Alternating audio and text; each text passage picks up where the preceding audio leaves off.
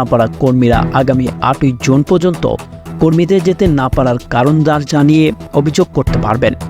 প্রবাসী কল্যাণ ও বৈদেশিক কর্মসংস্থান মন্ত্রণালয়ের নিয়োগানুমতি ও বাংলাদেশ জনশক্তি কর্মসংস্থান ও প্রশিক্ষণ ব্যুরোর বিএমটির স্মার্ট কার্ড পাওয়ার পরও না যেতে পারা কর্মীরা এই সুযোগ পাবেন।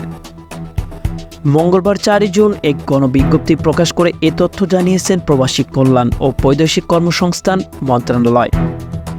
বিজ্ঞপ্তিতে বলা হয়েছে, সংশ্লিষ্ট সবার অবগতির জন্য জানানো যাচ্ছে যে প্রবাসী কল্যাণ ও বৈদেশিক কর্মসংস্থান মন্ত্রণালয়ের নিয়োগানুমতি ও বিএমটির স্মার্ট কার্ড পাওয়ার পরও রেকর্ডিং এজেন্সি কর্তৃক নির্ধারিত সময়ের মধ্যে 31 মে মালয়েশিয়াতে কর্মী পাঠাতে ব্যর্থ হওয়ার কারণ চিহ্নিতকরণ লক্ষ্যে এই মন্ত্রণালয়ের অতিরিক্ত সচিবের নেতৃত্বে 6 সদস্যের একটি তদন্ত কমিটি গঠন করা হয়েছে।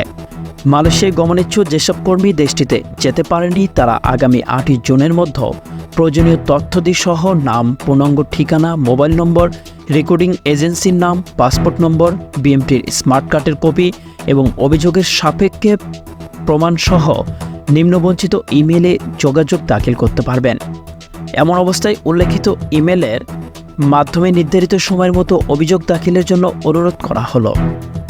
মালয়েশিয়া সরকারের ঘোষণা অনুযায়ী ভিসা পাওয়া বাংলাদেশি কর্মীদের দেশটিতে প্রবেশের শেষ দিন ছিল গত 31 মে শুক্রবার। শেষ সময়ে বহু চেষ্টার পরও বিএমটির ছাড়পত্র পাওয়া প্রায় 17,000 বাংলাদেশি দেশটিতে যাওয়ার সুযোগ পাননি। এদিকে বিপুল সংখ্যক কর্মী যেতে না পারার কারণ খুঁজে বের করতে প্রবাসী কল্যাণ ও বৈদেশিক কর্মসংস্থান মন্ত্রণালয়ের রোববার 6 সদস্যের একটি কমিটি গঠন করেছে। এই কমিটির প্রধান করা হয়েছে মন্ত্রণালয়ের অতিরিক্ত সচিব কর্মসংস্থান অনুবিভাগ নূর মোহাম্মদ মাহবুল হককে। সংবাদের এ পর্যন্তই। পরবর্তী নিউজ আপডেট পেতে আমাদের সাথেই থাকুন। ধন্যবাদ।